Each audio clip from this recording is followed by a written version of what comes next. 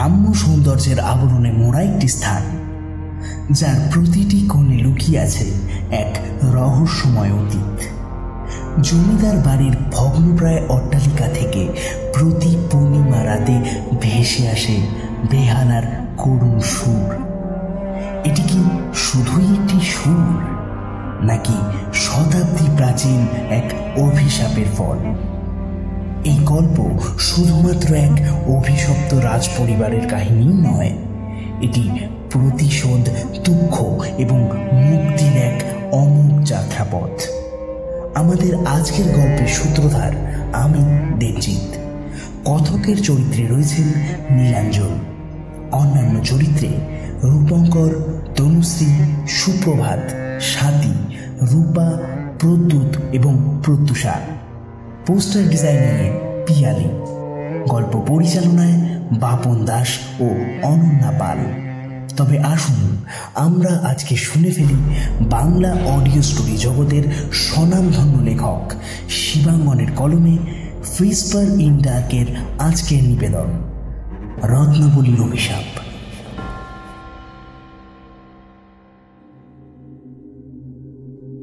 এমনিতে এখন প্রতাপগড় আসার কোনো ইচ্ছা না থাকলেও হঠাৎ করেই একটা জরুরি কাজে দীপকে চলে আসতে হয়েছে ওর মামার বাড়ি এই প্রতাপগড়ে। আসলে ওর মামার বাড়ি দিদিমার শরীরটা হঠাৎ করেই খারাপ হয়ে পড়েছে। গ্রামের ডাক্তারবাবু ওনাকে দেখে কিছু ওষুধ দিলেও সেরকম ওষুধে কাজ হচ্ছে না। আর ওষুধ বদলে আরো ভালো যে সমস্ত ওষুধ দিয়েছেন সেগুলোই গ্রামে পাওয়া যায় না। তাই একরকম বাধ্য হয়েই ডাক্তারবাবুর নতুন প্রেসক্রিপশনের ওষুধগুলো কলকাতা থেকে কিনে নিয়ে প্রতাপগড়ে চলে আসে দীপ। এমএসসির প্রজেক্ট জমা করে দেবার পর কয়েকটা দিন ওর হাতে সময় ছিল, তাই মা বাবা যখন ওকে ফোন করে ওষুধগুলো আনার জন্য বলল, তখন আর বিন্দুমাত্র সময় নষ্ট না করে মামা বাড়িতে চলে আসে দীপ। শুধু আসার সময় একবার ক্যালেন্ডারের পাতায় চোখ বুলিয়ে নেয়। সেদিন দিনটা 22শে অগ্রহায়ণ। ঠিক 2 দিন পর অর্থাৎ 25শে অগ্রহায়ণ পূর্ণিমা। ব্যাস এইটুকু তথ্যই যথেষ্ট ছিল দীপের ওর মামার বাড়ি যেতে রাজি হওয়ার জন্য। সেদিন রাতে ওষুধের দোকান থেকে প্রেসক্রিপশন মিলিয়ে সমস্ত ওষুধ কিনে নেয়, ব্যাগে গুছিয়ে নেয় দীপ। পরদিন অর্থাৎ 23শে অগ্রহায়ণ সকাল সকাল ওকে রওনা হয়ে পড়তে হবে প্রতাপগড়ের উদ্দেশ্যে। আর এই কথাটা মনে হতেই নিজের মনে মনেই হেসে ওঠে দীপ। বাংলা ক্যালেন্ডারের তারিখ শেষ কবেও দেখেছে নিজেই মনে করতে পারে না, কিন্তু এই মুহূর্তে ওর কাছে এই বাংলা তারিখ 25শে অগ্রহায়ণ দিনটা খুবই গুরুত্বপূর্ণ। আর সেই জন্যই ওর এই হঠাৎ প্রতাপগড়ে আসা।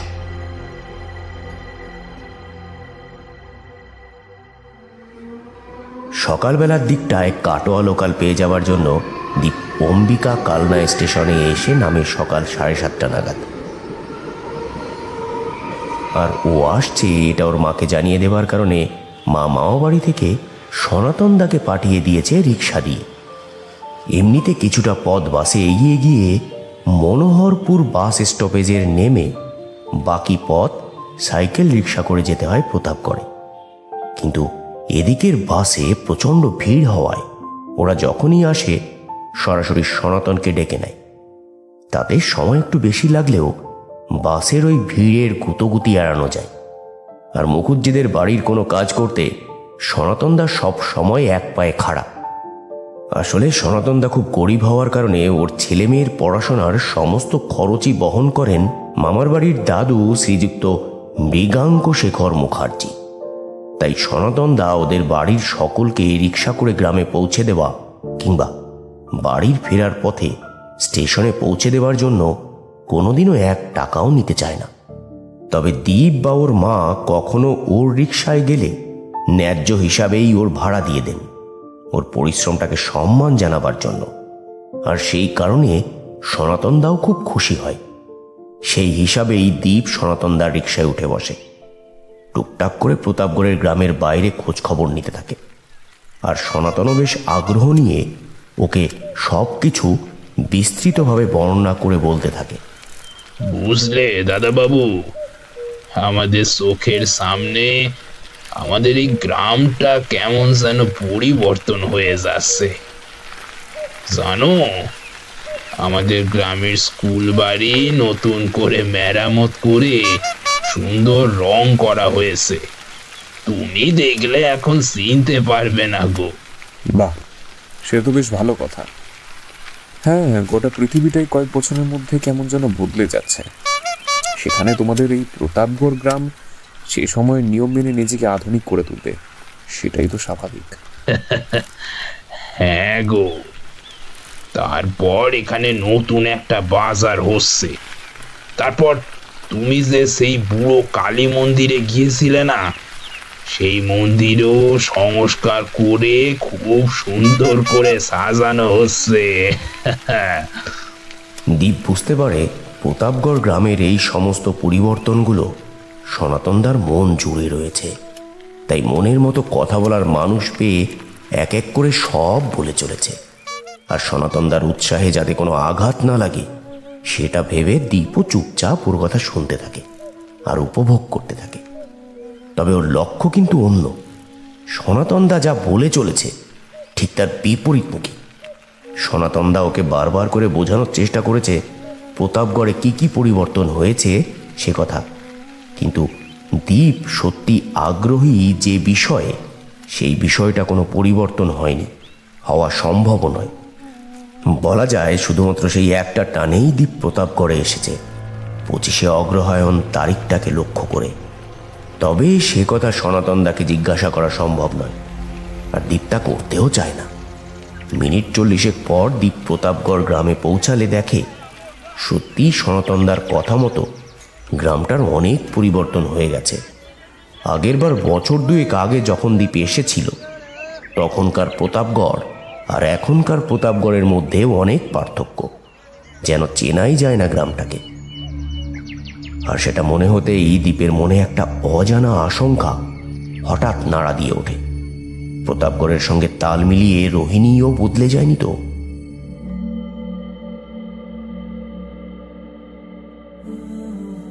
না রে বাবা না, প্রতাপগড় যতই আধুনিক শহর হয়ে উঠুক, এই রোহিণী ঠিক সেরকমই আছে, যেমনটা আগে ছিল।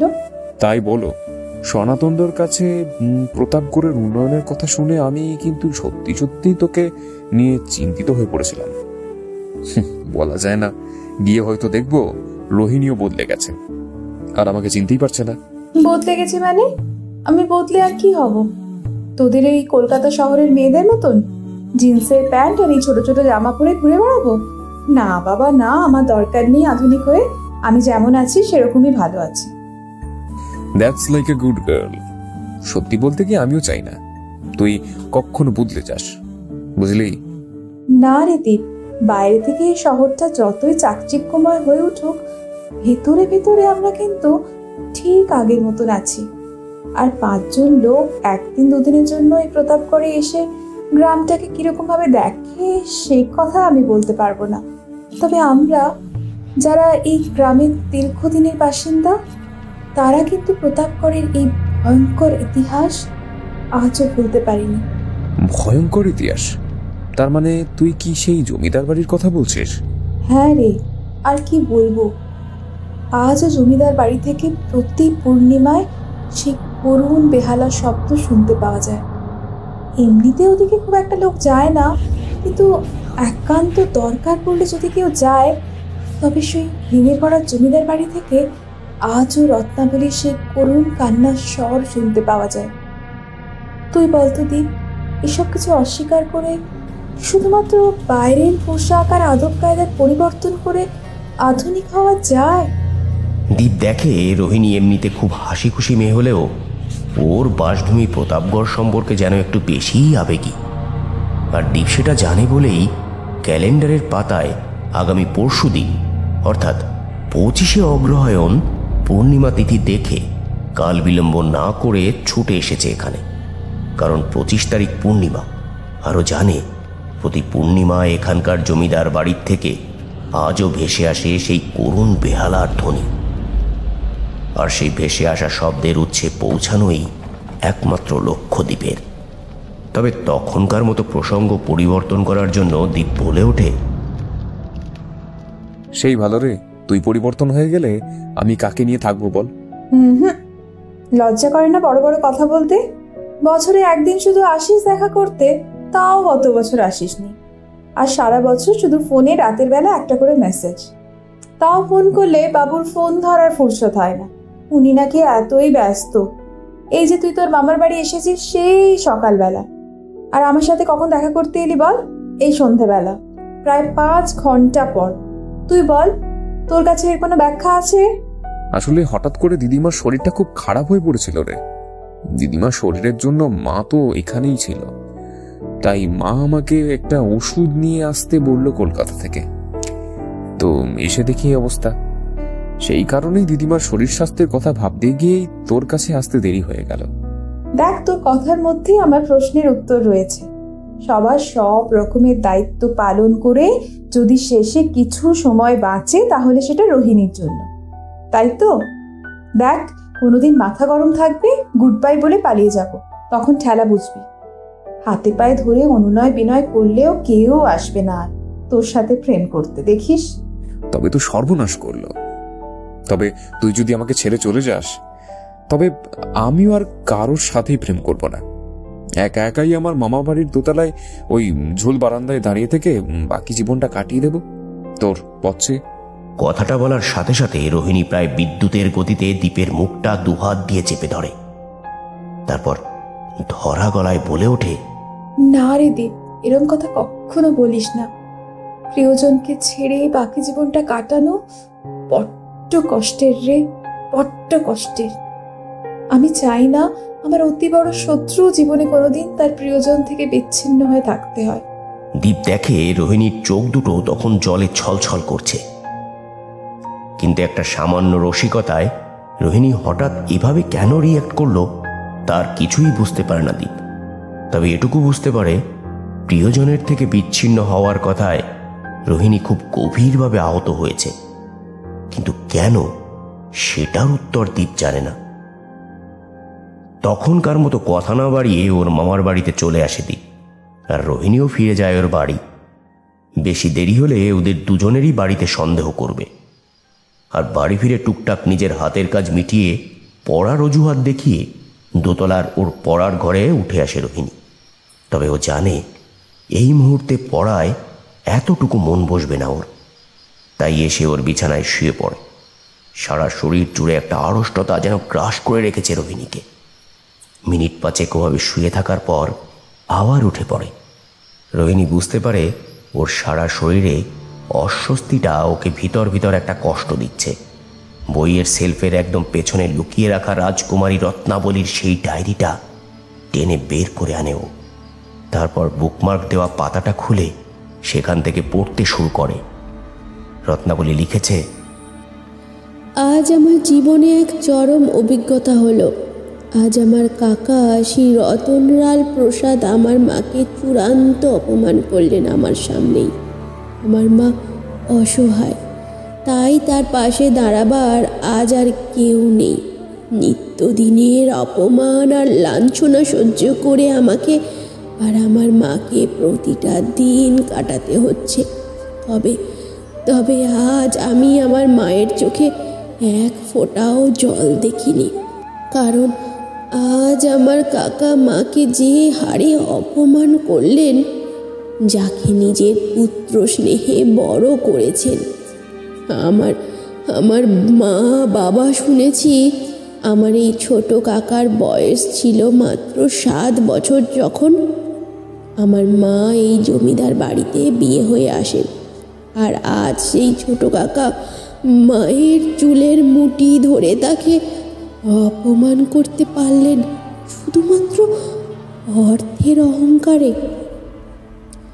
তাই আজ আমি মায়ের চোখে দেখলাম আমার ছোট কাকার প্রতি এক তীব্র অভিমান। আমার মা যেন কাঁদতে ভুলে গেছেন। জলের পরিবর্তে ওনার চোখে যে আগুন জ্বলছিল, তিনি শুধু অপলক নয়নে তাকিয়েছিলেন আমার ছোট কাকার সেই লোভী নির্দয় মুখখানার দিকে। কিন্তু এ কথা জানি আমার মা নিজেকে এক আগ্নেয়গিরিতে পরিণত করেছেন। যেদিন তাতে লাভা বিচ্ছুরণ শুরু হবে সেদিন সব কিছুকে জ্বালিয়ে পুড়িয়ে ছাড়খাড় করে দেবে। তবে এখন শুধু প্রতীক্ষার পালা আমার বাবার ফিরে আসার। তারপর এক মৃত্যু লীলা শুরু হবে এই রাজবাড়ির অন্দরমহলে।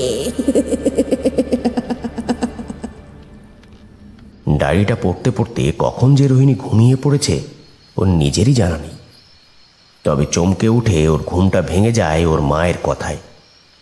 এ কি রে, তুই এখানে ঘুমিয়ে পড়েছিস? গায়ে একটা হালকা চাদরও নেই। সবে ঠান্ডা পড়ছে, এই সময় একবার ঠান্ডা লেগে গেলে কি ভুগতে হবে সে খেয়াল আছে? রোহিণীর মা এমনিতেই প্রয়োজনের তুলনায় কথা একটু বেশিই বলেন, আর ওনার গলার জোরটাও একটু বেশি। অবশ্য তাতে সুবিধাই হয় রোহিণী। আগে ভাগে উঠে পড়ে রত্নাবলীর ডায়েরিটা ওর বালিশের নিচে লুকিয়ে নেয়। ও জানে এই ডায়েরির ব্যাপারে দীপ ছাড়া আর কাউকে বলা যাবে না। এই গ্রামের প্রত্যেকটা মানুষ জমিদার বাড়িকে এখনো প্রচণ্ড ভয় পায়, আর সেখানকার একটা এত গুরুত্বপূর্ণ বস্তু রোহিণীর হাতে আছে জানতে পারলে একটা হুলুস্থুল কাণ্ড পড়ে যাবে। রোহিণী তাই প্রসঙ্গ বদলায়। কি যে বলো না মা, কি এমন শীত পড়েছে বলো তো? আর তুমি এই এতটুকু ঠান্ডাতেই একেবারে কনকনে ঠান্ডা অনুভব করছো। কি বলছিস মা? অগ্রহায়ণ প্রায় শেষ হতে চলল, কটা দিন পরেই পৌষ মাস পড়ে যাবে, আর তুই বলছিস ঠান্ডা কোথায়? রোহিণী জানে ওর মা এরকমই। এখন এই সময় ঠান্ডা লাগার অসুবিধা নিয়ে একটা নাতিদীর্ঘ বক্তৃতা রাখবে, আর এই সুযোগে রত্নাবলীর ডায়েরিটা আবার ভাঁজ করে বইয়ের তাকে লুকিয়ে রাখে রোহিণী। আর তাড়াহুড়ো করে সেটা করতে যেতেই ও হঠাৎ করে খেয়াল করে ডায়েরির ভেতরে একটা পাতা যেন তার বাঁধন ছেড়ে কিছুটা আলগা হয়ে আছে। কিন্তু রোহিণীর যতদূর মনে পড়ে এই ডায়েরির কোনো পাতাই এরকম আলগা ছিল না। বহুদিন আগের সেলাই করা হলেও প্রত্যেকটা পাতার সেলাই ছিল যথেষ্ট শক্ত, তাই হঠাৎ করে একটা পাতা এভাবে আলগা হয়ে পড়ায় ওর বেশ অবাকই লাগে। তবে তখনকার মতো ওর মা দেখতে পেয়ে যেতে পারেন ভেবে আর সেদিকে না তাকিয়ে ডায়েরিটা উপযুক্ত স্থানে লুকিয়ে রাখে রোহিণী, আর ঠিক করে মা ঘর থেকে চলে গেলে খাওয়া দাওয়ার পর এসে এই ব্যাপারটা দেখতে হবে। এর থেকে বড় কথা হলো আগামীকাল এই ডায়েরিটাও দীপকে দেখাবে ঠিক করেছে। কারণ প্রতাপগড়ের আর কেউ জানুক বা না জানুক, রোহিণী জানে দীপ এবার 25শে অগ্রহায়ণ পূর্ণিমার দিনটাকে টার্গেট করেই এখানে এসেছে। আর পূর্ণিমার দিন রাত্রে যখন জমিদার বাড়ি থেকে আবার সেই বেহালার করুণ ধ্বনি শুনতে পাওয়া যাবে, তখন দীপ যেখানে যাবার পরিকল্পনা করেছে ও নিজে চোখে ওই জমিদার বাড়ির রহস্য উদ্ঘাটন করতে চায়। সেই উদ্দেশ্যেই ওর এবার এখানে আসা। ঘড়িতে রাত তখন 10:30। খাওয়া দাওয়া শেষ করে দীপ ওর মামার বাড়ির দোতলার ঘরে গিয়ে বসে। ওর মা প্রায় গত 2 সপ্তাহ ধরে ওখানেই আছেন। উনি দীপের দিদিমার সমস্ত পরিচর্যা সম্পূর্ণ করার পরই ওপরে আসার সুযোগ পান। দীপ তখন একটা গল্পের বই নিয়ে বিছানায় আধশোয়া হয়ে সেটা পড়ছে। ও বেশ দেখতে পায় ওর মা ঘরে এসে বিছানার উপর স্তূপাকার করে রাখা জামা কাপড়গুলো এক এক করে ভাঁজ করতে থাকেন, আর বেশ জোরে জোরেই ঝেড়ে সেগুলো গুছোতে থাকেন। দীপ ওর মাকে খুব ভালো করেই চেনে। ও জানে আসলে ওর মা এখন ওকে কিছু একটা বলতে চান, আর মিনিটখানেক ব্যবধানের মধ্যেই দীপের মা বলে ওঠেন, শোনো বাবু, তুমি তো জানোই তোমার দিদিমার শরীরের কারণে আমি এখানে এসে পড়ে থাকতে বাধ্য হচ্ছি। তাই আমি চাই দিদিমার শরীর সুস্থ হয়ে উঠলে তাড়াতাড়ি কলকাতায় বাড়ি ফিরে যেতে। সে তো আমি জানি না। হ্যাঁ, তুমি জানো বলেই তোমাকে আবার আমি সাবধান করে দিচ্ছি, এখানে কোনো ঝামেলা তুমি তৈরি করো না। মানে তুমি কি বলতে চাইছো? আমি এখানে ঝামেলা তৈরি করার জন্য এসেছি? দেখো বাবু, আমি তোমার মা, তোমাকে আমি হাতের তালুর মতো চিনি। এখানে তোমার আসার মধ্যে নিশ্চয়ই কোনো একটা কারণ আছে, না হলে তোমার এই প্রতাপগড়ে আসতে বললে তুমি এরকম এক কথায় রাজি হয়ে যাওয়ার ছেলে তো নও। তুমি কি বলতে চাইছো? আমি কিছুই বুঝতে পারছি না মা। শোনো বাবু, আমার কথা বুঝতে না পারার মতো নির্বোধ তুমি নও। আমি কি বলতে চাইছি তুমি খুব ভালো করে সেটা বুঝতে পারছো। তাই আমি তোমাকে বলছি, তুমি আগামীকালই এখান থেকে চলে যাবে।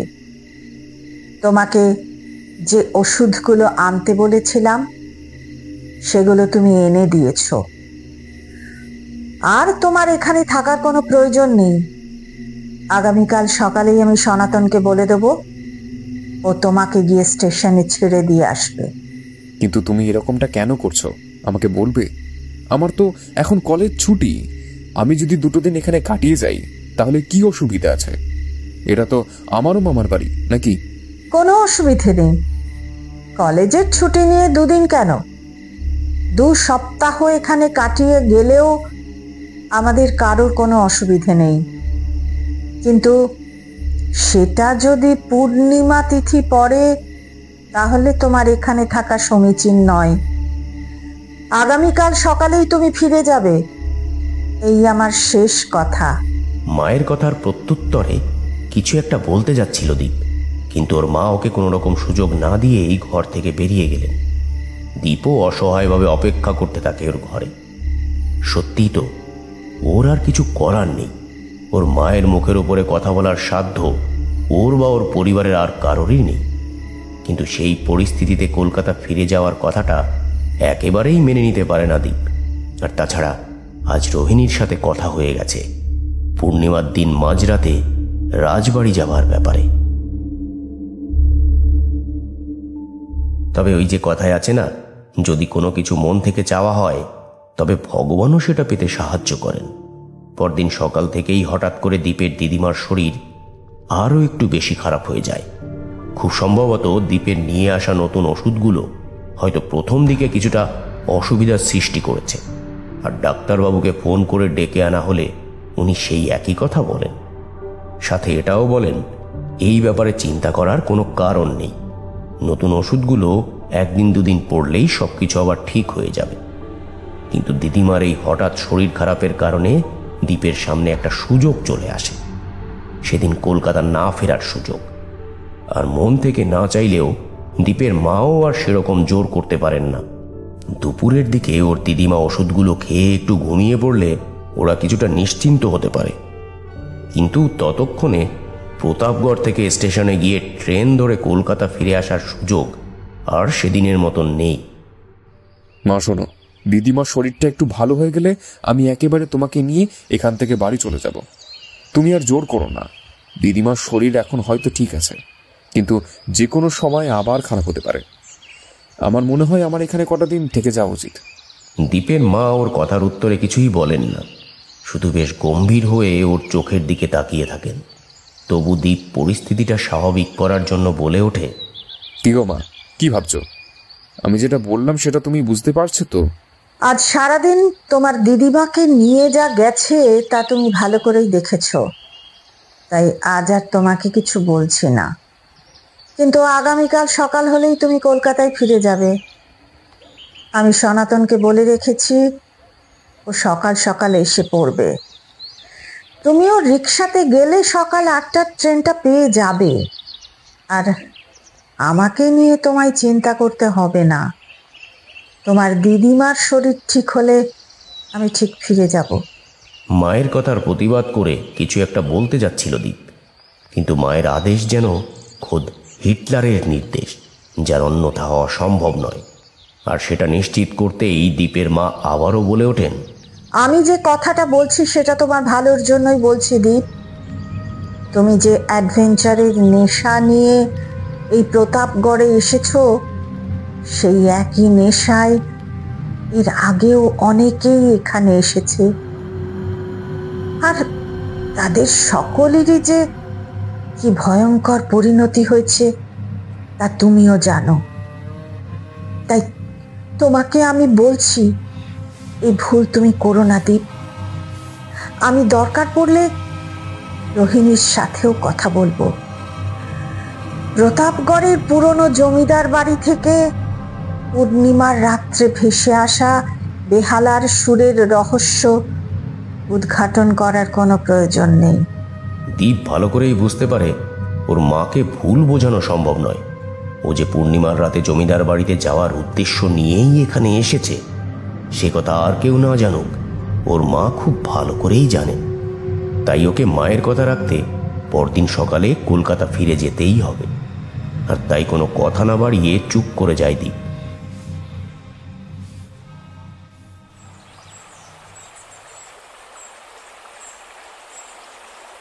আর ঠিক এই একই বিষয়ের উপস্থাপনা হয় বিকেলে নদীর বাঁধের কাছে রোহিণীর সঙ্গে দেখা করতে গিয়ে। দেখ দীপ, আমারও মনে হয় তোর কাকিমার কথা মতন কাল সকালে কলকাতা ফিরে যাওয়াই ভালো হবে। উনি যখন যান না তখন শুধু শুধু ওখানে যাওয়া ঠিক নয়, এতে করে বিপদই তো ডেকে আনা হবে। বল, এ কথা তো সত্যি যে এর আগে যারাই সেখানে গেছে তাদের সত্যি ভয়ঙ্কর পরিণতি হয়েছে। যদি এবারেও সেরকম কিছু হয় আমি আমি নিজেকে ক্ষমা করতে পারবো না রে। বিশেষ করে উজানদার ঘটনাটা যেখানে আমি নিজের চোখের সামনে ঘটতে দেখেছি। তাই আমার খুব ভয় হয় যদি উজানদার মতো তোরও এই বাড়িতে গেলে কোনো বিপদ হয়। হ্যাঁ, তুই সেবার বলেছিলিস বটে উজানদার কথা, খুব মর্মান্তিক ঘটনা। তবে সেদিন কি হয়েছিল সে কথা বিস্তারিত তুই বলিসনি, বলেছিলিস পরে বলবি। আমার সেদিনের কথা মনে করতেও ভয় হয় রে দীপ। পৃথিবীতে কেউ জানে না ওই দিন ওখানে কি হয়েছিল, কিন্তু কিন্তু আমি তো জানি। আমি তো নিজেই সেখানে ছিলাম, তাই পুরো ব্যাপারটা আমার চোখের সামনে আমি ঘটতে দেখেছি। রত্নাবলীর সে কি ভয়ঙ্কর রাগ, আর উজানদা শেষ পর্যন্ত চেষ্টা করেছিল আমাকে আর নিজেকে রত্নাবলীর হাত থেকে বাঁচাতে, কিন্তু আমাকে পারলেও ও নিজেকে রক্ষা করতে পারেনি। পরদিন ভোরের আলো ফুটলে ওর ছিন্ন ভিন্ন দেহটা পড়ে থাকতে দেখা গিয়েছিল জমিদার বাড়ির প্রাঙ্গণে, যেখান থেকে আমরা ওই বাড়িতে ঢুকেছিলাম।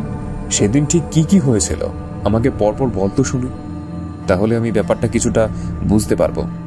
না হলে আমি নিজে একটা গভীর অন্ধকারই রয়ে যাব। সবার আগে বল, তুই রত্নাবলীকে দেখেছিলিস? হ্যাঁ রে, আমি দেখেছিলাম। ওর সেই বিভৎস রূপ আজও রাতে ঘুমের মধ্যে আমি দেখতে পাই। আজও ওর সেই ভয়ঙ্কর কান ফাটানো আর্তচিৎকার আমি শুনতে পাই।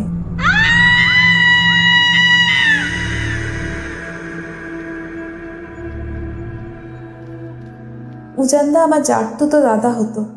দার্জিলিংয়ের একটা কনভেন্ট স্কুলে পড়াশোনা করা ছিল, ওর ইংরেজি বলতে পারত। আর সে ছিল ভীষণ বাস্তববাদী আর বিজ্ঞান মনস্ক। কোনো রকম কোনো কুসংস্কার ওকে ছুঁতে পারত না। কোথাও কোনো ভূত প্রেতের কথা হয়েছে শুনলে সেখানে ছুটে যেত, আর সেই সমস্ত মানুষদের সাথে কথা বলে তাদের মনের অন্ধকার দূর করবার চেষ্টা করত। আর ওর ওইসব অভিযানের কথা বাড়িতে কাউকে না বললেও আমাকে সব বলতো উজানদা। আমি ওর কথাগুলো মন্ত্রমুগ্ধের মতো শুনতাম। তো সেই রকমই একদিন কথা বলতে বলতে উজানদাকে আমি বলেছিলাম আমাদের প্রতাপগড়ের গ্রামের জমিদার বাড়ির ওই অলৌকিক রহস্যের কথা। আমি বলেছিলাম এখানে আজও প্রতি পূর্ণিমার রাতে করুণ বেহালার সুর শুনতে পাওয়া যায়, আর মাঝে মাঝে ভেসে আসে কোনো এক অল্প বয়সী মেয়ের চিৎকার। আমাদের গ্রামের লোকজন সবাই রাজকুমারী রত্নাবলীর কথা জানত, আর আমার কাছে সেই কথাগুলো শুনে উজানদা ঠিক করে এখানে এসে রাজকুমারী রত্নাবলীর রহস্য উন্মোচন করবে। আর সেই মতোই তার 1 মাস পরে পূর্ণিমার দিন সকালে উজানদা এসে হাজির হয় আমাদের বাড়ি। এমনিতে খুব হাসি খুশি জমাটি ছেলে ছিল উজানদা। ও আশা থেকে বাড়িতে একটা হই হই ব্যাপার শুরু হয়ে যেত। আরে কি ব্যাপার উজান, বলা নেই কওয়া নেই, হঠাৎ করে একবারে চলে এলি যে? কেন কাকিমা, আমাকে কি তোমাদের বাড়ি আসতে গেলে বলে কয়ে আসতে হবে নাকি? এমনি আসতে পারি না? নিশ্চয়ই পারিস, তবে এর আগে তো কখনো এইভাবে না খবর দিয়ে আসিসনি, তাই ভাবলাম। মা, তুমি আবার শুরু করলে? দাদাভাই এসেছে, কোথায় কত আনন্দ করবো তা নয়, তুমি তখন থেকে পুলিশের মতন জেরাই করে চলেছ। আসলে কাকিমা, আমি তোমাদের একটা সারপ্রাইজ দিতে চেয়েছিলাম, আর সেই জন্যই কিছু না জানিয়ে চলে এসেছি। এরপর টুকটাক কথাবার্তার পর রোহিণীর মা ঘর থেকে চলে যান, আর উজানও এই সুযোগটার অপেক্ষাতেই ছিল। ঠিক তখনই ও রোহিণীকে বলে, হ্যাঁ, এবার আমাকে তাড়াতাড়ি তোদের এখানকার জমিদার বাড়ির কি কেস সেটা বলতো। আগে ভালো করে শুনে দেখি ব্যাপারটা কিছু বুঝতে পারি কিনা। পুরো ব্যাপারটাই সত্যিই অলৌকিক নাকি পুরোটাই সাজানো? রোহিণী ও রুজানদাকে রাজবাড়ি সম্পর্কে যতটুকু জানতো পুরোটাই বলে। ওই বাড়ি থেকে প্রতি পূর্ণিমার রাতে ভেসে আসা বেহালার করুণ সুর, মাঝে মাঝে কোনো অল্প বয়সী মেয়ের আর্তচিৎকার, সব কিছু। জানিস দাদাভাই, এখন আর কেউ না ওদিকে বিশেষ একটা যায় না। একেবারে পরিত্যক্ত ভুতুড়ে বাড়ির মতো পড়ে রয়েছে প্রতাপগড় রাজবাড়ি। তবে আমার দাদুর কাছে শুনেছি, আগে যখন লোক ওখানে যেত তখন এই পূর্ণিমায় জ্যোৎস্না ভরা রাতে রাজবাড়ির বারান্দায় কোনো এক অল্প বয়সী মেয়েকে দাঁড়িয়ে থাকতে দেখেছে। আর সেটা দেখেই সকলে বিশ্বাস করে সেই রত্নাবলী, ওই রাজবাড়ির সবচেয়ে কনিষ্ঠ সদস্য। তবে সে এখন কোথায় আছে, কিভাবে আছে, কেউ জানে না। তার মানে তোদের ধারণা এই রত্নাবলীর ভূতি প্রতি পূর্ণিমার রাতে বেহালা বাজায় আর মাঝে মাঝে করুণ স্বরে কাঁদে, তাই তো? ঠিক আছে, আজই তো পূর্ণিমা, আজ রাতেই আমি যাব এই রাজবাড়িতে। দেখি কেমন তোদের রত্নাবলীর ভূত এসে বেহালা বাজাতে পারে। হ্যাঁ, সত্যি যাবি দাদাভাই? কিন্তু কিন্তু এর আগে যারাই ওখানে গেছে সবারই ভয়ঙ্করভাবে মৃত্যু হয়েছে। তাই তোর ওখানে যাওয়াটা কি ঠিক হবে? বুঝতে পারছি না। আসলে আমি ভাবছি যদি কোনো বিপদ হয়।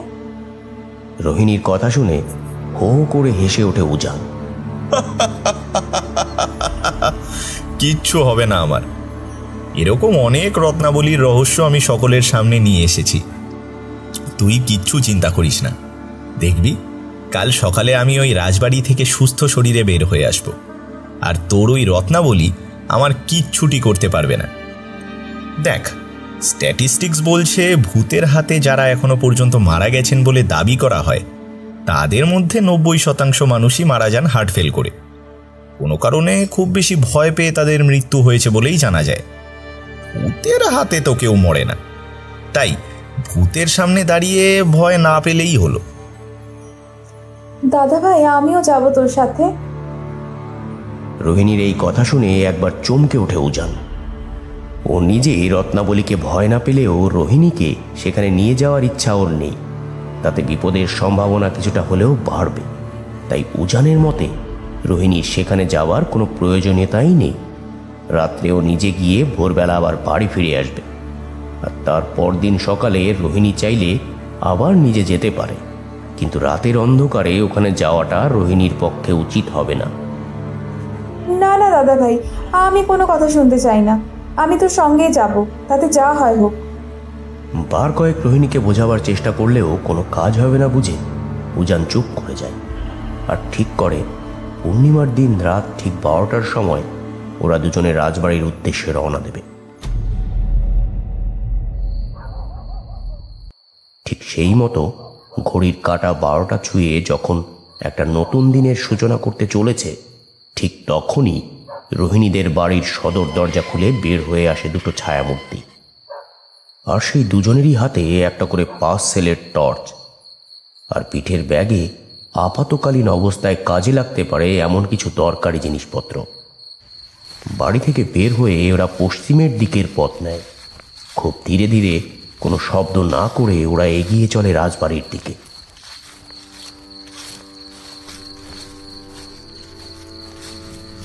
আর বেশ কিছুটা যাবার পরেই দূর থেকে ভেসে আসে সেই বেহালার সুর।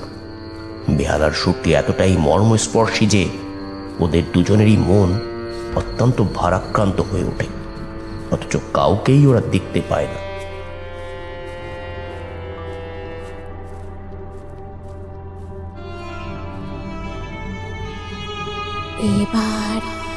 এবার এসে গেছে, ওই দিকেই আসছে। অনেকগুলো দিন আমি ভালো করে কিছু খাইনি। খিদে খিদে ভীষণ খিদে পেয়েছে আমার। আজ আমার মনের খিদে ওদের দিয়েই মিটবে। খিদে ভীষণ খিদে পেয়েছে আমার। খিদে। রাজবাড়ির সামনের জঙ্গলের দিক থেকে ভেসে আসা সেই হাড় কাঁপানো কণ্ঠস্বরটা উজান আর রোহিণীর মেরুদণ্ড দিয়ে একটা কনকনে শীতল স্রোত বইয়ে দেয়।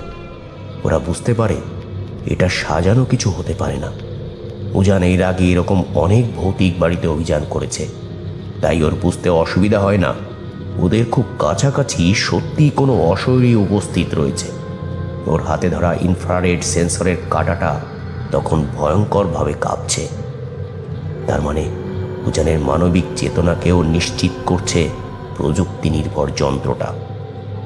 আর তাই হঠাৎই থমকে দাঁড়িয়ে পড়ে উজান। কি হলো দাদা ভাই? আমার মনে হয় তোর আর সামনে যাওয়াটা ঠিক হবে না রোহিণী। তুই বরং এখানেই দাঁড়া, আর সামনে এগোস না। মনে হচ্ছে সামনে সত্যিই বিপদ আছে। আর তুই? আমি একা যাচ্ছি, ভুলে যাস না। আমার এই কাজের পূর্ব অভিজ্ঞতা আছে, তাই আমার কিচ্ছু হবে না। কিন্তু তুই ওই অশরীরীর সাথে লড়াই করতে পারবি না। জানিস দেব, কথাটা বলার সাথে সাথে একটা প্রকাণ্ড ঝড়ের মতো উঠল। আমি নিজের চোখের সামনে দেখলাম সেই ঝড় আসলে প্রচণ্ড বেগে আমাদের দিকে ধেয়ে আসা একটা বিরাট হাত। দাদাভাই চোখের নিমেষে আমাকে একটা জোরে ধাক্কা মারলো। আমি পেছন থেকে ছিটকে এসে পড়লাম, কিন্তু দাদাভাই নিজেকে ওই হাতের থেকে বাইরে রাখতে পারলো না। আমি চোখের সামনে দেখলাম সেই প্রকাণ্ড হাতটা দাদাভাইকে তার মুঠোর মধ্যে নিয়ে নিয়েছে, আর এত জোরে ওকে চেপে ধরেছে যে দাদাভাইয়ের প্রায় শ্বাসরোধ হয়ে যাবার মতন অবস্থা। দাদাভাইয়ের খুব কষ্ট হচ্ছিল, আর আমি অসহায়ভাবে সব কিছু দেখলেও কিচ্ছু করতে পারছিলাম না। কিছুক্ষণ পরে ধীরে ধীরে সেই হাওয়ার প্রকোপ কমে এলো।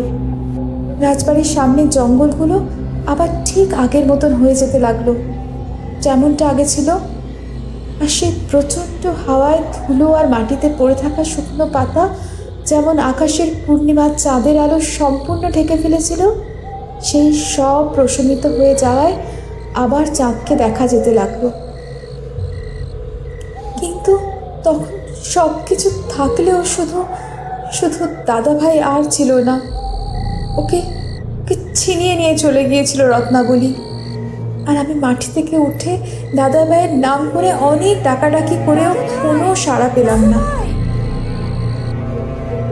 জানিস দীপ, আমার ডাকের প্রত্যুত্তরে কয়েকটা শেয়াল আর নাম না জানা কয়েকটা বন্য প্রাণী ডেকে ওঠে। কয়েক মুহূর্তের মধ্যে সেই ডাকগুলো ক্রমশ ক্ষীণ হয়ে মিলিয়ে যায়,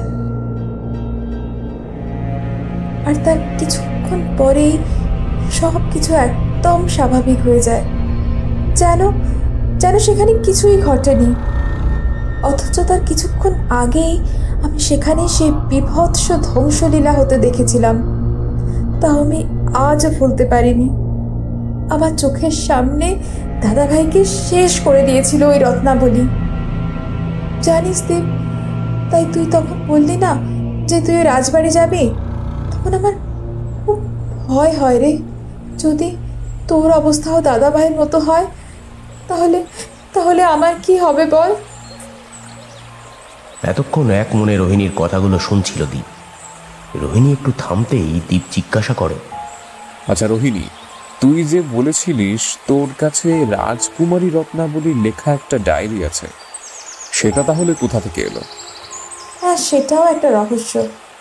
সেদিনের সেই ঘটনার পর আমি ভীষণ মানসিকভাবে ভেঙে পড়ি। ওই বাড়িতে কেউ তার কারণ বুঝতে না পারলেও সবাই ভেবেছিল উজানদার হঠাৎ করে নিরুদ্দেশ হয়ে যাওয়ায় আমি মানসিকভাবে ভেঙে পড়েছি। জানিস দীপ, তারপরে বেশ কিছুদিন আমি রাতে স্বপ্নের মধ্যে দাদাভাইকে দেখতে পেয়েছি, ঠিক আগের মতো হাসি খুশি, বুদ্ধিতে জল করে ওঠা সেই দুটো চোখ। স্বপ্নে দাদাভাই আমাকে বারবার বলতো, তুই রত্নাবলীকে ভুল বুঝিস না রে বোন। বাইরে থেকে ওকে দেখে ভয়ঙ্কর মনে হলেও ওর জীবনে লুকিয়ে আছে অনেক কষ্ট। আমি এখানে এসে ওর সবটা জানতে পেরেছি, তাই বলছি। জানিস দীপ, আমি বিশ্বাস করতাম না দাদাভাইয়ের কথা। আমার মাথায় তখন রত্নাবলীর নাম শুনলেই আগুন জ্বলে উঠত। আমার মাথায় শুধু একটাই চিন্তা কাজ করত, রত্নাবলীর প্রেতাত্মা আমার থেকে আমার দাদাভাইকে কেড়ে নিয়েছে। আর আমার কিচ্ছু শুনতে ইচ্ছে করতো না। আমি স্বপ্নের মধ্যে দাদাভাইয়ের সাথে ঝগড়াও করেছি। তারপর একদিন দাদাভাই আমাকে বলে, আচ্ছা বোন, তোকে আমি একটা জিনিস দেব, সেটা পড়ে দেখিস। রত্নাবলীর জীবনের ইতিহাস কতটা ভয়ঙ্কর, কতটা বেদনার, সেটা নিজেই জানতে পারবি। আমি সেদিন দাদাভাইয়ের কথা না বুঝতে পারলেও সকালে ঘুম ভেঙে উঠে দেখি আমার পড়ার টেবিলের ওপর একটা ডায়েরি রাখা, বেশ পুরনো পাতাগুলো। আমার বুঝতে অসুবিধে হয় না এই ডায়েরির কথাই দাদাভাই আমাকে স্বপ্নের মধ্যে বলেছিল। তারপর যখনই সময় পাই প্রায় পাগলের মতো সেই ডায়েরি আমি পড়তে থাকি। আর মোটামুটি বেশ খানিকটা পড়ার পর আমি বুঝতে পেরেছি রত্নাবলীর জীবনটা কতটা নিদারুণ দুঃখের ছিল। কিরকম, আমাকে সংক্ষেপে একটু বল। দেখ, আমি ওই ডায়েরি পড়ে যতটুকু বুঝেছি তাতে রত্নাবলী একটা ভয়ঙ্কর পারিবারিক চক্রান্তের শিকার হয়েছিল। ওর মা এবং বাবাকে পৃথক পৃথক করে খুন করে ওর পরিবারের লোকেরা, বিশেষ করে ওর কাকা রতনলাল। এবং খুন করার আগে তাদের কপালে জুটেছিল দুঃসহ অপমান। অথচ এই রত্নাবলীর বাবা মাই ওদের পরিবারটাকে সব সময় আগলে রেখেছিল। যে কাকা এই মূল চক্রান্ত করেছিল সম্পত্তির লোভে, বিয়ে হয়ে আসার পর থেকে তাকে নিজের সন্তানের মতন বড় করে তুলেছিল রত্নাবলীর মা। সুপাত্রী দেখে তার বিয়েও দিয়েছিল। কিন্তু বিয়ের পর নিজের স্ত্রীর কুমন্ত্রণায় সেই কাকা সম্পত্তির লোভে ষড়যন্ত্র করতে শুরু করে। তারপরে রত্নাবলী তা জানতে পারলেও প্রথম থেকে কিছুই বুঝতে পারেনি। আর যখন বুঝতে পারে তখন অনেক বড় ক্ষতি হয়ে গেছে। প্রজাদের একটা বড় অংশকে অর্থের লোভ দেখিয়ে ওর কাকা নিজের পক্ষে নিয়ে আসে। অর্থের লোভে সেই সমস্ত প্রজারা রত্নাবলীর বাবা জমিদার শ্রী প্রতাপ নারায়ণের বিরুদ্ধচারণ শুরু করে এবং ওর আরেক কাকা ধৈর্যটি নারায়ণকে নিজেদের জমিদার হিসেবে চায়। আর এই সুযোগে এই সমস্ত প্রতাপগড়ের অন্তর্দ্বন্দ্বের আগুন জ্বালিয়ে রত্নাবলীর ছোট কাকা রতনলাল তার দাদা ও বৌদিকে হত্যা করে আর মেজ দাদাকে বশ করে সম্পত্তির মাথা হয়ে বসে। পড়ে থাকে শুধু রত্নাবলী। মা বাবা মারা যাবার পর চরম অপমানের মধ্যে দিয়ে তার দিন কাটতে থাকে। রত্নাবলী তার ডায়েরিতে লিখেছে জীবনের শেষ দিনগুলো তার কতটা দুর্বিষহ কেটেছে। আর এই সময় তার সঙ্গী ছিল একমাত্র তার সেই বেহালাটা। বাইরে কারোর সঙ্গে কোনো যোগাযোগ করার অধিকার ছিল না রত্নাবলীর। রাজবাড়ির ওপরের বারান্দায় বসে তার বেহালার মাধ্যমে নিজের জীবনের সব কটা অভিব্যক্তি ফুটিয়ে তুলত মেয়েটা। স্বাভাবিকভাবেই তার সুর মূর্ছনায় ফুটে উঠত এক বর্ণভেদী করুণ ধ্বনি। তারপর একদিন সাধারণ প্রজাদের খেপিয়ে দিয়ে রাজবাড়ির বাইরের সেই অংশে আগুন লাগিয়ে দেয় ধৈর্যটি নারায়ণ আর রতনলাল, যাতে করে তাদের অপরাধের সমস্ত সাক্ষী ওই রত্নাবলী চিরতরে শেষ হয়ে যেতে পারে। জানিস দীপ, রত্নাবলী লিখেছে সেই চরম মুহূর্তেও সে তার বেহালাটাকে ছাড়েনি, বাজিয়ে গেছে তার জীবনের গানের সুর।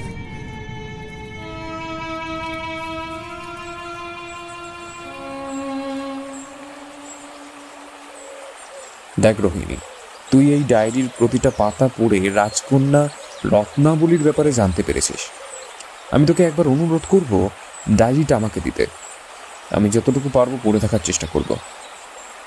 ঠিক আছে, সে আর এমন কি কথা, তুই এই ডায়েরিটা নিয়ে যা।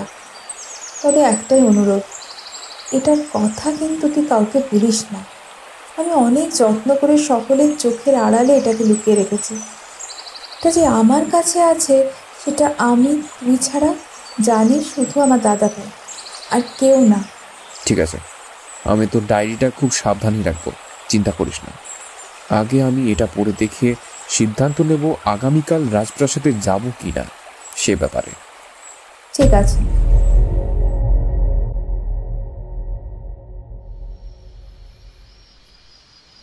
সেদিন রাত্রে মা ঘুমিয়ে পড়ার পর দীপ সেই ডায়েরিটা বের করে পড়তে থাকে। রোহিণীর কাছেও অনেকটাই শুনেছে, কিন্তু তারপরও ওর মন বলছে এই ডায়েরিটা পড়লে আরও কিছু অজানা তথ্যও জানতে পারবে, যেটা এখনও রোহিণী জানে না। তাই একরকম নিজের খেয়ালেই ডায়েরিটা হাতে নিয়ে দীপ দেখে ডায়েরির একটা পাতা কেমন যেন খোলা, ঠিক যেন সেটা সেই ডায়েরির পাতাই নয়। বাইরে থেকে একটা পাতাতে কিছু লিখে ডায়েরির মাঝখানে গুজে রাখা হয়েছে। নিজের খেয়ালেই সেই পাতাটাকে ধরে টানাটানি করতেই সেই পাতাটা হাতে চলে আসে দীপের। দেখে তাতেও কিছু লেখা, তবে সেটা রত্নাবলীর লেখা নয়। দীপ এক নিঃশ্বাসে সেই কাগজের লেখাটা পড়তে থাকে। দেখে সেটা লিখেছে রোহিণীর দাদা ভাই উজান। আমি উজান, আমি এই আদিভৌতিক কর্মকাণ্ড নিয়ে অনেক দিন কাজ করেছি। হ্যাঁ, ঠিকই ধরেছেন, বেঁচে থাকতে। কিন্তু এখন সে সুযোগ আর নেই। এখন আমি এমন একটা জগতে রয়েছি যে জগতের সত্যতা আমার প্রতিটা ইন্দ্রিয় দিয়ে গ্রহণ করছি, যে জগৎটাকেই এতদিন আমি মিথ্যে বলে মনে করতাম। আর এখন সেটাই বাস্তব, ঘোরতর বাস্তব। কিন্তু এই জগতে এসে যেটা জানতে পেরেছি, যাদের আপনারা ভয় পান, নিজেদের থেকে দূরে সরিয়ে রাখেন, এই জগৎটা কিন্তু সেরকম নয়। এখানেও এখানকার অধিবাসীদের কিছু কথা আছে, কিছু ইতিহাস আছে, যা তারাও আপনাদের জানাতে চান। এখানে এসে আমি জানতে পেরেছি এই জমিদার বাড়ির সবার ছোট মেয়ে রত্নাবলীর কথা। বিশ্বাস করুন, এই মেয়েটার কোনো দোষ ছিল না, শুধুমাত্র পারিবারিক চক্রান্তের শিকার হয়ে ওকে শেষ হয়ে যেতে হয়েছে। কিন্তু ও কেন এই দুঃখ ভোগ করবে বলুন তো? ওর কি দোষ? তবু কেউ ওর কথা জানতে পারে না। ওর মনের জমে থাকা দুঃখের কথা কেউ জানে না। তাই আমি ওর লেখা এই ডায়েরিটা পৌঁছে দিচ্ছি আপনাদের বাস্তবিক জগতে, যেটা পড়লে আপনারা সকলেই জানতে পারবেন রত্নাবলীর কথা, ওর জীবনের সংগ্রামের কথা। আর শেষ একটা কথা, এই ডায়েরি যে পড়বে তার শরীরের উপর অধিকার করে নেবে রত্নাবলী। যে জীবনটা রত্নাবলী কাটিয়েছে বন্দী হয়ে এই রাজবাড়ির অন্ধকূপে শুধুমাত্র ওর ওই বেহালাটাকে সম্বল করে, সেই জীবনটাই সে ছিনিয়ে নেবে ওর এই ডায়েরির পাঠক পাঠিকাদের জীবন থেকে। ওদের জীবনের মাধ্যমেই রত্নাবলী ফিরে পাবে ওর হারিয়ে ফেলা অতীত জীবন। এই পর্যন্ত পড়েই চমকে ওঠে দীপ। এ কি বলেছে উজান? এর মানে কি? যে জীবনটা রত্নাবলী বাঁচতে পারেনি সেটা সে ছিনিয়ে নেবে এই ডায়েরির পাঠকের জীবন থেকে। তাহলে রোহিণী তো এই ডায়েরির প্রায় পুরোটাই পড়েছে। তাহলে হঠাৎ করেই রোহিণীর জন্য বুকটা কেঁপে ওঠে দীপের। আর তখনই শুনতে পায় দূর থেকে একটা বেহালার করুণ সুর ভেসে আসছে।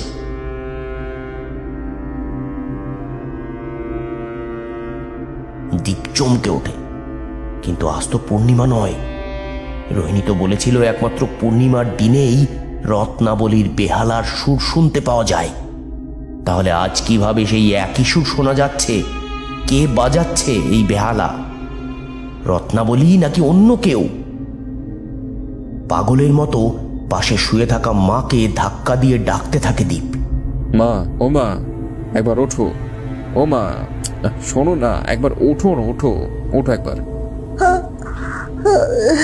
বাবা, কি হয়েছে? কি এত রাতে ডাকছিস কেন? মা, আজ কি পূর্ণিমা? ক্যালেন্ডারে তো দেখাচ্ছে আগামীকাল পূর্ণিমা, 25শে অগ্রহায়ণ। কিন্তু ও মা, বলো না, আজ কি পূর্ণিমা? হ্যাঁ, ক্যালেন্ডারে আগামীকাল লেখা থাকলেও তোর দিদিমা বলছিল মাঝিতে দেখেছে পূর্ণিমা তিথি আজ শেষ রাতেই পড়ে যাচ্ছে। কাল সারাদিন পূর্ণিমা থাকবে। যেহেতু আগামীকাল সূর্যোদয়ের সময় পূর্ণিমা তিথি থাকবে, তাই ক্যালেন্ডারে আগামীকালই পূর্ণিমা লেখা আছে, কিন্তু বাস্তবে পূর্ণিমা কিন্তু এখন পড়ে গেছে। মায়ের কোনো কথাই আর কানে ঢোকে না দীপের। ওর মাথায় শুধু ঘুরছে সেই বেহালার করুণ সুর। রাজবাড়ির দিক থেকে সেই সুর ভেসে আসছে, কিন্তু কে বাজাচ্ছে? রত্নাবলী। মা, শুনতে পাচ্ছ? কি কি শুনতে বলছিস?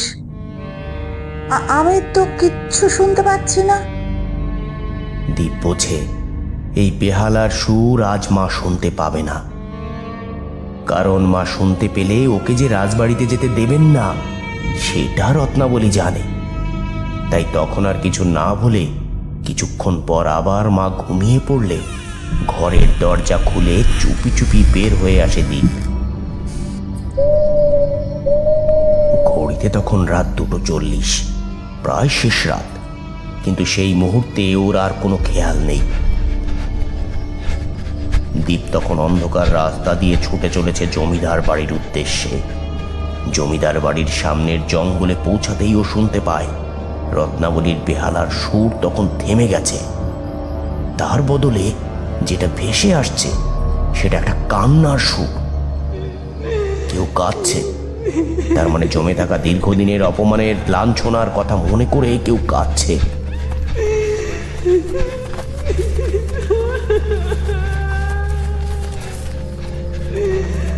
কিন্তু এবার যেন রত্নাবলীর গলাটা কেমন চেনা চেনা মনে হয় দীপের। ছোটার বেগ বাড়ায় দীপ। অন্ধকার জঙ্গলে বারবার মাটিতে কিছুতে আঘাত পেয়ে পড়ে যায়। গাছের কাঁটায় ওর হাত পা ক্ষত বিক্ষত হয়ে ওঠে, তাও ও ছোটা থামায় না। যে কোনোভাবেই ওকে পৌঁছাতেই হবে রাজবাড়িতে, যত তাড়াতাড়ি সম্ভব। দীপ বুঝতে পারে ও যেন নিজের ক্ষমতায় এই পথ পাড়ি দিচ্ছে না। কোনো এক অদৃশ্য শক্তি ওকে টেনে নিয়ে চলেছে এক দুর্নিবার অনিশ্চয়তার দিকে, যার সামনে ওর জন্য অপেক্ষা করে আছে নিশ্চিত মৃত্যু। সবকিছু বুঝতে পেরেও ও নিজেকে নিয়ন্ত্রণ করতে পারছে না। দীপকে যে যেতেই হবে রোহিণীর কাছে। আর যখন ও রাজবাড়ির সামনের জঙ্গল ঘেরা জায়গাটায় পৌঁছায়, তখন অবাক হয়ে দেখে দোতলার ঝুল বারান্দায় কেউ একজন এসে বেহালা বাজাচ্ছে। একটা মেয়ে, তবে যেন মেয়েটার মুখ খুব চেনা দিকে। কিন্তু বারান্দায় চাঁদের আলো সঠিকভাবে না পৌঁছানোয় দীপ সেটা বুঝতে পারে না। মেয়েটা কে? তবে কি ওর মনের সন্দেহটাই সঠিক হতে চলেছে? দীপের মনের ভেতরটা পাগল হয়ে ওঠে মেয়েটা কে সেটা জানার জন্য। আর ঠিক তখনই দীপ দেখতে পায় একটা উজ্জ্বল হলুদ আলোয় চারপাশ যেন ধীরে ধীরে উজ্জ্বল হয়ে উঠছে। বাড়ির সামনের ওই জঙ্গলের মতো অংশটায় কিছু লোক এসে দাঁড়িয়েছে। লোকগুলোর গায়ে স্থানীয় পোশাক, কিন্তু সকলের হাতে জ্বলন্ত মশাল। সেই মশালের আলোই দীপ দেখতে পেয়েছিল। কিন্তু ওরা কি করতে চাইছে? দীপ ওদের দিকে তাকিয়ে চিৎকার করে ওঠে, কে কে তোমরা? এখানে কেন এসেছো? কি চাও তোমরা? ওরা কেউ দীপের কথায় কর্ণপাত করে না। ওদের মুখে তখন পৈশাচিক এক হাসি। ওরা দীপকে সম্পূর্ণ অগ্রাহ্য করে নিজেদের মধ্যে কিছু আলোচনা করে নেয়। তারপর ছড়িয়ে পড়ে বাড়ির এই সামনের অংশের দুই দিকে, আর নিজেদের হাতে ধরে থাকা মশাল থেকে আগুন ধরিয়ে দেয় পুরনো বাড়িটার নানান কাঠের দরজায় আর আসবাবে। জঙ্গলের শুকনো পাতা সে আগুনের ছোঁয়া পেয়ে দাউ দাউ করে জ্বলে ওঠে। আর সেই আগুনের লেলিহান শিখায় দীপ দেখতে পায় দোতলার বারান্দায় বসে বেহালা বাজাচ্ছে রোহিণী। আর কয়েক মুহূর্তের মধ্যে আগুনের সর্বগ্রাসী শিখা এসে গ্রাস করবে রোহিণীকে। আগুন ছড়িয়ে পড়বে বাড়ির এই অংশটাতে, যাতে জীবন্ত অগ্নি সমাধি নিতে হবে রাজকুমারী রত্নাবলী রূপী রোহিণীকে। বাতাসের মধ্যে তখনও শোনা যাচ্ছে বেহালার সেই করুণ ধ্বনি। চোখের সামনে নিজের ভালোবাসাকে এইভাবে শেষ হয়ে যেতে দেখতে পারছে না দীপ। কান্নায় যেন কণ্ঠরোধ হয়ে আসছে ওর। শেষবারের জন্য প্রাণপণে চিৎকার করে ওঠে দ্বীপ। রোহিণী! ধীরে ধীরে আগুনের লেলিহান শিখা গ্রাস করছে সম্পূর্ণ বাড়িটাকে। অগ্নিদগ্ধ অবস্থায় করুণ চোখে মলিন হাসি মাখা মুখে দ্বীপের দিকে তাকিয়ে রয়েছে রোহিণী। রোহিণীর অগ্নিদগ্ধ প্রাণহীন শরীরটা লুটিয়ে পড়ল মেঝের উপর। অভিশপ্ত প্রতি পূর্ণিমার রাতে এই প্রাসাদের বাতাসে আজও যেন ভেসে বেড়াচ্ছে বেহালার সেই করুণ ধ্বনি, সাথে রাজকুমারী রত্নাবলীর কান্নার শব্দ।